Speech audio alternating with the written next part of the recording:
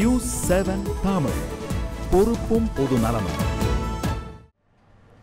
தமிழ் உணர்வால் காதல் கலப்பு மனம் புரிந்து இளம் தலைமுறைக்கு வழிகாட்டிகளாக வாழும் திருச்சி பேராசிரியர்கள் குறித்து இப்போது பார்க்கலாம்.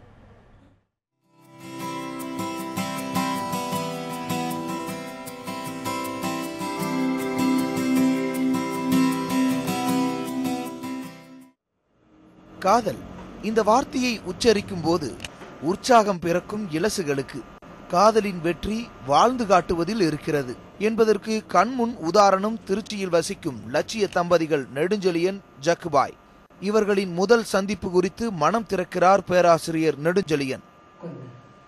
அதனால இது காதல்ங்கிறது எந்த விதமான நீங்க நினைக்கிறது மாதிரி திரைப்படத்தில் வரக்கூடிய திடீர் திருப்பங்களுக்கெல்லாம் அங்கே இடமே இல்லை. அப்புறம் முறையாக போய் பொண்ணு கேட்டு தான் திருமணம். அன்பில் அப்போ அங்கே வேளாண்மை அமைச்சராக இருக்கும்போது அவருடைய தலைமையில் தான் திருமணம் வந்தது. ஆனால் இது கலப்பு மனம், காதல் மனம் தான்.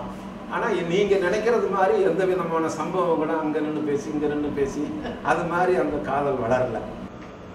1967 திருச்சி மாவட்டம் அன்பில் கிராமத்திலிருந்து நெடுஞ்செழியன், வேலூர் மாவட்டம் ஆம்பூர் அருகே சாணங்குப்பத்திலிருந்து ஜக்குபாயும் கல்லூரி படிப்பிற்காக சென்னைக்கு சென்றனர். இளங்கலை தமிழ் படித்தனர். இதுவே 1971 இல்லறத்தில் இணைத்தது. நம்ம ஆய்வுப்படி வாழ்க்கையில் ஏமாந்து போகிற நிலை, இன்னைக்கு வரக்கூடிய பல பிரச்சனைகள் பார்க்கும்போது ஏமாந்து போகிற நிலை தான். மூணாவது, சொந்த காலில் நிற்கிற தகுதி வந்த பிறகு தான் திருமணம் செய்துக்கிடுறதுக்கு இன்டர் காஸ்ட் மேரேஜ், கலப்பு திருமணத்துக்கு முன் வரணும். அப்படி இல்லைன்னா வெற்றி பெற முடியாமல் போய் தமிழ் பேராசிரியர்களாக, ஆய்வாளர்களாக, முற்போக்கு செயற்பாட்டாளர்களாக தொடர்ந்து பயணிக்கிறார்கள் இவர்கள். இழப்புகள், இடர்பாடுகளை கடந்து முன்மாதிரி இணையாக வலம் வருகின்றனர்.